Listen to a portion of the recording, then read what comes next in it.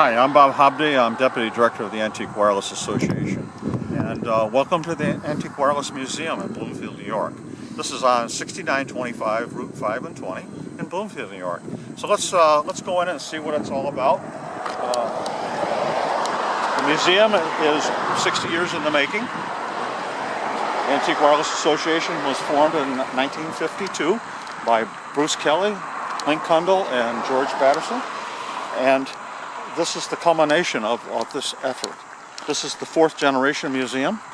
This one was it was first formed in a barn in Spencerport, New York, then moved to a carriage house in Bloomfield, New York, ultimately to the Academy in Bloomfield, and now our fourth generation, the first phase of which is 3,600 square feet. So come on in and see the museum.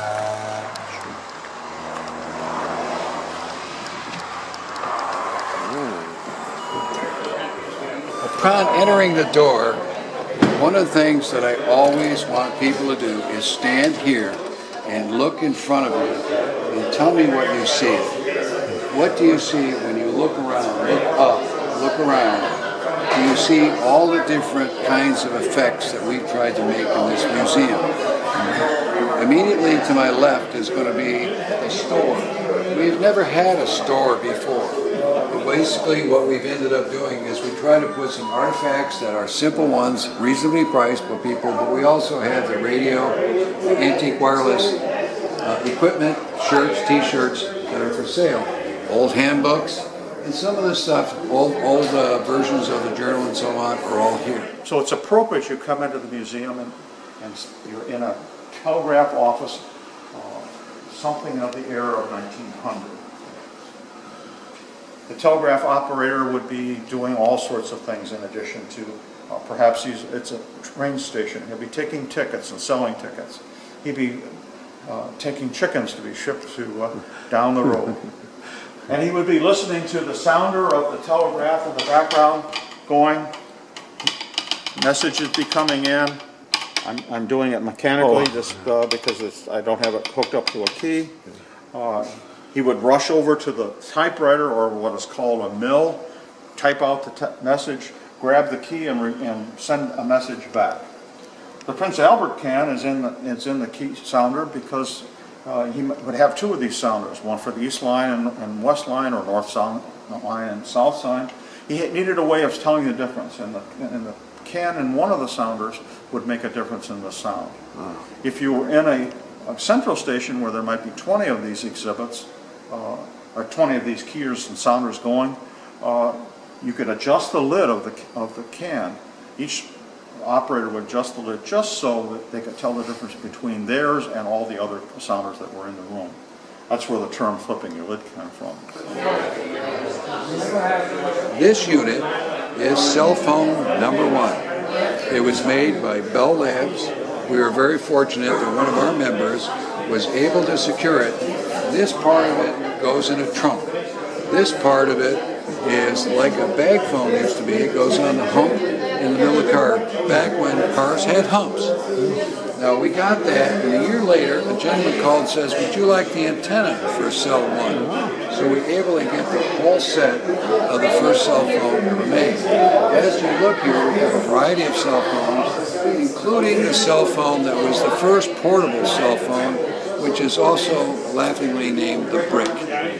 As part of the museum's sharing, we want to engage the youth of our country in this area in the idea of the sciences.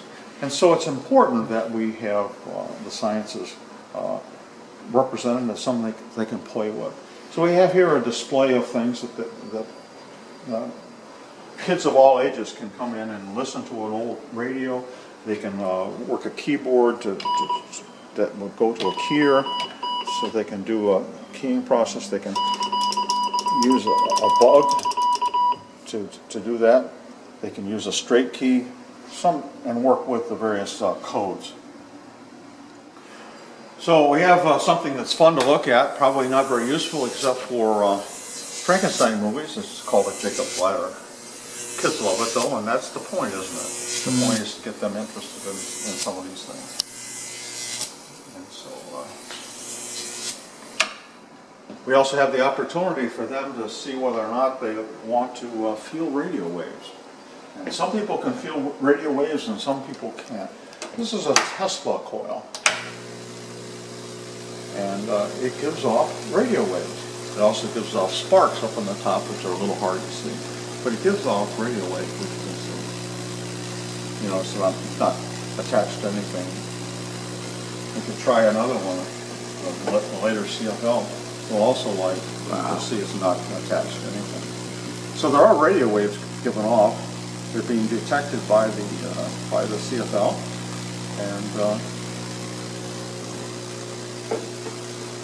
and we've detailed in chronological order those people whose inventions and those people whose dreams and theories and whatever led to what we have today.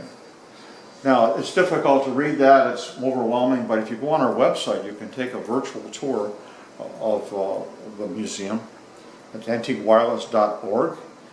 And if you take the virtual tour, you'll be able to see those individual pictures and have a chance to read them. On this wall, we have some of the AWA milestones and people that led us and guided us through the 60 years of our existence. Now, over in this case, we have Armstrong and Harry Houck, his assistant. In front of you, you see the model of the regenerative radio that he made. Here, you actually see the patent sample that he put together to make the patent for the regenerative receiver.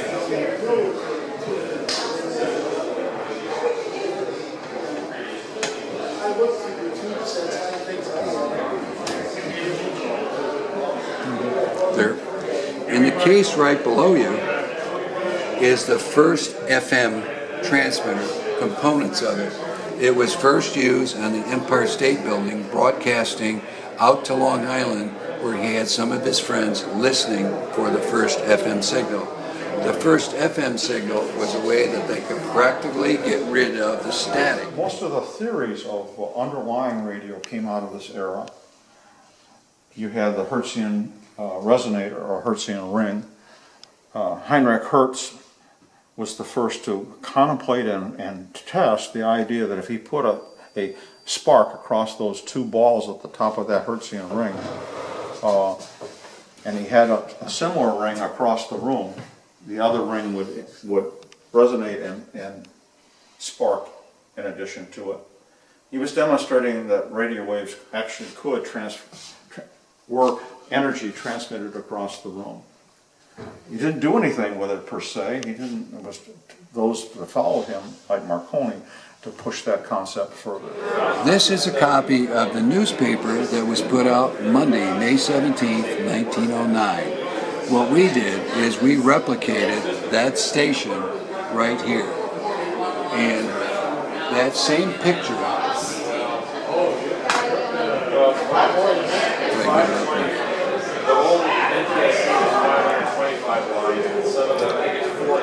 that same picture is depicted in the Buffalo Evening News 2 days ago. So they have what we have. If you compare the two pictures, it's not their picture, it's our picture. And they actually celebrated our grand opening by showing the Buffalo Evening News station. In 1920, this is where you began to pick up radios that started to look like radios. They had tubes in them. This is where the era of radio during military. They began to put radios in the field. They put them on submarines. They put them in aircraft because information in a military sense was the difference between victory and not victory. Before that line, and then during this period as well, they used telegraph to send signals back and forth, but telegraph was subject to the wire being broken, and so it was not as reliable, or turned out to be not as reliable as wireless. But radios are starting to look like radios. You see dials on there with frequencies that you might begin to recognize, and you begin to see the beginnings of radios that we would recognize today. In this room, starting here, This is a radio that was designed to be on muleback. If you can imagine a mule with a cross saddle on it, and this on one side, and then the batteries to operate it on the other side, it had to be a pretty husky mule to move this around. It has the transmitter, and it has a receiver, all built in. The receiver's down here, transmitter's up here. So this could be taken right to the front during World War I, being able to broadcast. These other radios, this is out of an aeroplane, notice it's aeroplane, not airplane like we talk about, but that was in the French front in one of the planes, more than likely like a Curtis Jenny.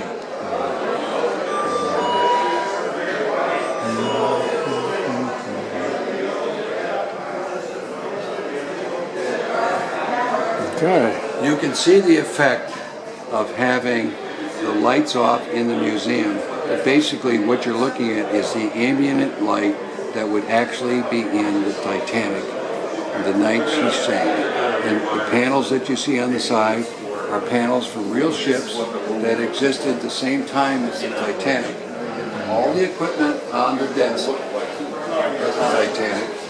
The keys are original type of the same period. The coil, the detector, magnetic detector, the multiple tuner. These are all pieces of equipment that would have been on that ship.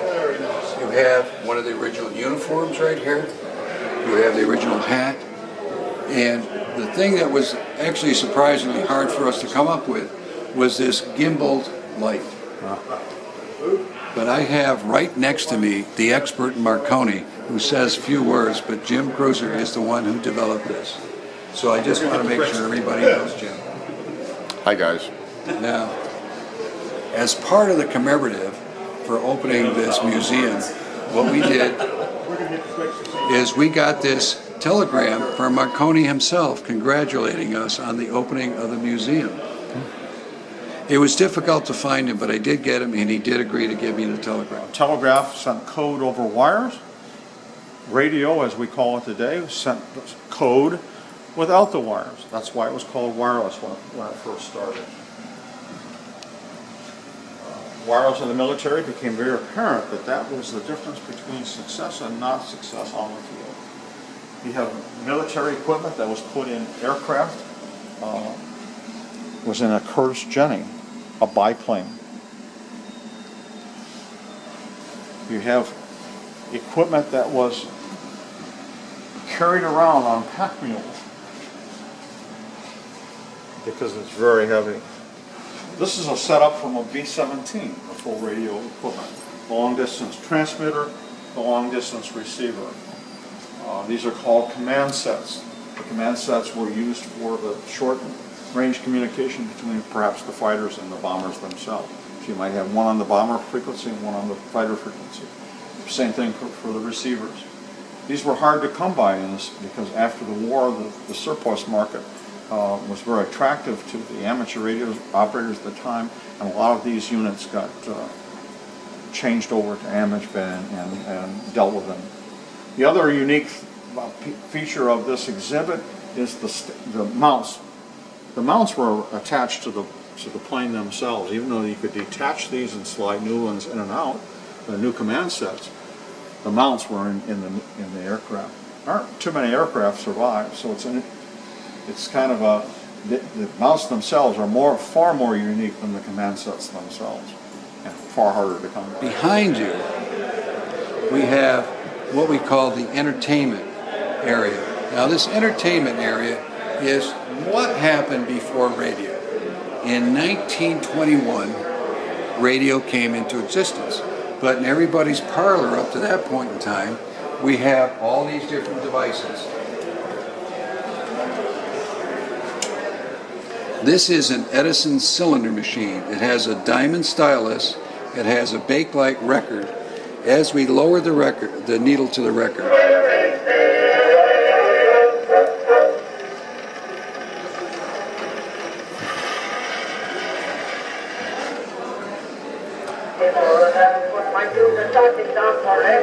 not really hi-fi, But during that period of time, this is at the turn of the century of 1900. This is a 78 record, but this record cannot play on a regular phonograph. The only way you can play it is use an Edison machine. This arm back here is not fed by the groove in the record. There's actually a lead screw in the back, so it moves across the record based on where this lead screw takes it. So I'm going to start this record, and I'm going to lower the head, and when I come on the record, you will start to hear it.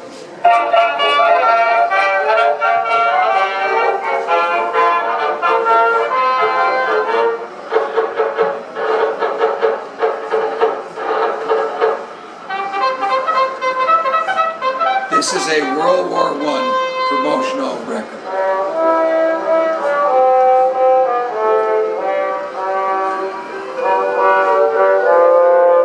From that system, we go now to the system that's most commonly known, which is a straight 78 record. That's this machine. This machine is kind of interesting because it is designed to work with a regular 78. It has a needle stylus, which is different than the other two machines. I'm going to crank it up here to give it some power to get along. I'm going to unlock the stop. Once I get it up to speed, I'm going to place the stylus gently on the record.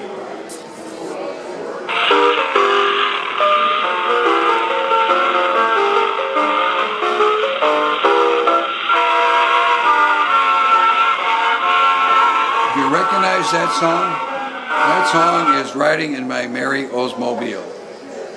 And that record was the beginning of records that were used all over, right up to the last one I ever heard that was made, and I bought it in a store, was a young man named Elvis Presley.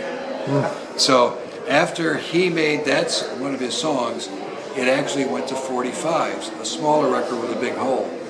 And at the same time, they were producing what we call 33 1/3 LPs that had many songs. The 45 had one on each side, so basically it was the hit of the week or the day is what you got on a 45. Now the other two machines that we have in here is their transition machines. This one right here is made by Brunswick, and this was when you still wanted the phonograph in the home and all the pleasures of the phonograph, but you also ended up with a radio. So coming out of the same horn speaker is both a radio or the phonograph, depending on which one you play. Now this particular player is different. You notice there's two heads on it, and this two heads, I'm going to take it and rotate. When I rotate it that way, the needle would go up and down, and that's called Hill and Dale, and that was a Pathé system. If you turn it this way, is the system that we use by most of the people in the United States. This is the Victor method, and it basically has a lateral type of record that plays. So those are the two types that we have. So this is the first radio phonograph. And then if you were wealthy enough, in 1929, does everybody know what happened in 1929? It was a financial disaster. But Brunswick came out with the Penta Phone. Now the Penta Phone is a record radio combination, but this one would play a stack of records. You put a stack in here, and basically the record would come across. This arm would actually come across, pick up, lay itself on the record, and then play the record. But you notice it still is a sharp point record, not a diamond stylus like the Edison system was. But because this was 1929, it was $480 less tubes. So if you wanted to hear the radio, you have to buy the tubes. That was a tremendous amount of money. Only a very few of these were ever sold because of the stock collapse. We were very fortunate to have one of those. This is the first television, a mechanical television. It was a scanning disc television. And it's hard to see, but there's a hole here and a hole here. And so these little holes, and you had a light behind the hole that flashed it. And mechanical television actually worked pretty well. This one was built in 1927 by Gordon Brown of Rochester, New York. He also built WSAY in Rochester. Scanning television was used by NASA up into the 80s. The quality was good, and the transmission requirements were very much easier than all electronic television. Electronic television was invented in the 30s. A man named Philo Farnsworth invented the CRT, the scanning CRT. It was scanned what is called a raster. The series of lines that are on the television are created by the scanning of an electron gun. This is a portable set. It doesn't look very portable, and trust me, if you try to pick it up, it doesn't feel very portable. But RCA trucked this all over New York City when they were testing the propagation of television signals in New York City when it first came into pass. You might ask what the mirror is all about. The tube, the length of the tube is very long, and if you set it on top of a table, it would be very, very too long for the table. So they stood it up, and they reversed the picture in the television and used a mirror to watch that. In 1947-48, they had a contest to who could produce a television that they were willing to sell for less than $100. Pilot Radio developed this set. They wanted to sell it for $99.99. The tube is very small. If I put my finger in front of the tube, you can see that it's, in fact, the tube is very, very small. It's only about 3 inches wide. Not much of a set for watching television for a family. So is there a mechanical solution to an electronic problem because they couldn't make the tube any bigger? Well, you put a magnifying glass in front of it, and it makes it much bigger. A mechanical solution to an electronic problem. I'm going to show you those spark sets now. This one is a very small spark.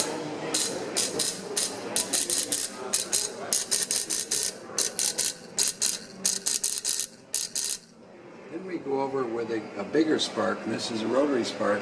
The reason why it's a rotary is to keep the spark components cool, so you kept changing from one to the next.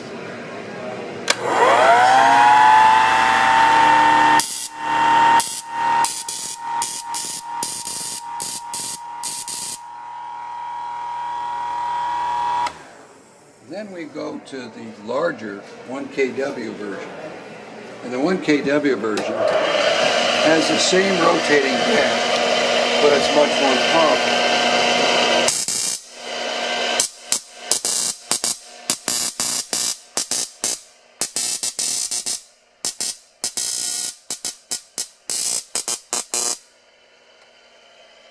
That gives you an idea of the early spark sets.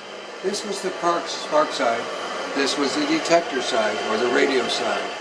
This is what we call our Gernsbach store, because Gernsbach wrote an amazing amount of material in the form of magazines and books and articles. The first scheduled broadcast of KDKA in Pittsburgh, Pennsylvania was in November of 1920. And the term scheduled is important because it was the first one that was actually scheduled. There were other stations that were on the air before that. It was interesting that they would schedule a broadcast in 1920. There were relatively few radios that could listen to them available, mostly in the amateur group and a few other inventors. By 1925, there was fully 6 million sets in the United States. The explosion of technology was incredible. Half of those were homemade. And you could buy a magazine, a Gernsbach magazine, and there were often very detailed plans in there for how to build it, how to take Bakelite and drill the holes and where to drill the holes, lists of materials that you would need. You'd go to the radio store and buy the parts, and radio store would carry an amazing amount of variety of parts that could be used to make sets of your own. Now, a lot of those were crystal sets, but that's okay. It began the start of radio in general. You could buy commercially made sets, but you made crystal sets as well. There's a crystal set back there that's made on a Mother's Oats. Great marketing for Mother's Oats. In fact, they would provide the plan for that. You would wind the coil around the empty cylinder for Mother's Oats, put the crystal on the top of it, and then you have a crystal set. Now, listening to the crystal set meant you would listen to headphones. Not very good for family entertainment. It might be good entertainment for an individual, but not for family. So the question is, is there a mechanical solution that would offer them the opportunity to enhance the sound and the size of the sound? They didn't have the electronics to do it, so they used a mechanical one. If you were at a football game in the early 20s, you saw megaphones, a way of making a human voice louder. And so they came up with megaphones, like that silver one on the shelf over there. You would put the headphones in either end of it and use the megaphone to make it louder. Above on the shelf up there is a big horn speaker to your left. And what that is a headphone that you use with a megaphone on top of it to make it louder. Ultimately, they began to get vacuum tubes that had some more power. They would have power horns, much louder. They would have, as the power increased, they'd have disc speakers that were up like that one up there. And as the power increased, you would have speakers that we're used to seeing today.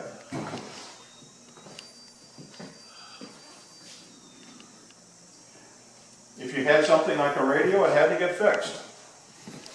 So you would have a person that would have a station like this with all of the crude tools and meters to fix radios. These were often in the kitchen. They were in the kitchen because to fix the radios you had to do soldering. And they didn't have electric soldering irons back then, so they had to heat them on the stove. That's why they were in the kitchen. For those of us that were in electronics early in the game with tubes, vacuum tubes, or as I prefer to call them, hollow state, in reference to what it is. You might go to the drugstore or the hardware store or whatever, typically drugstore, just test the tubes. The virtual act of testing the tube was probably all it took to fix the radio, because you would unplug the tube and plug it back in, you'd clean the contacts that were associated with it. The laboratories at the end of the war created transistors. The transistors were to replace the tubes that were in their amplifiers, and the team was asked, is there something else we can do with the transistors? And the simple answer was, well, let's take them and see if we can make a radio out of them. So they took an old radio case, they took transistors, and they built the first transistor radio. This is the first transistor radio that was ever built. This set we have in here because it's the first that had remote control. This is a one-tier radio that communicates basically with this radio. By dialing this, you would automatically go to a station. You want it louder, you dial it several times to get it louder or softer. So this you put on your armchair. See how beautiful a piece of furniture that is? That's the first remote. So, I would welcome you to come and visit us. Again, we're at 6925 Route 5 and 20 in Bloomfield, New York, a mile and a quarter out of the center of Bloomfield, going east towards Canandaigua. Come and see us if you would, please. Thanks. Bye-bye.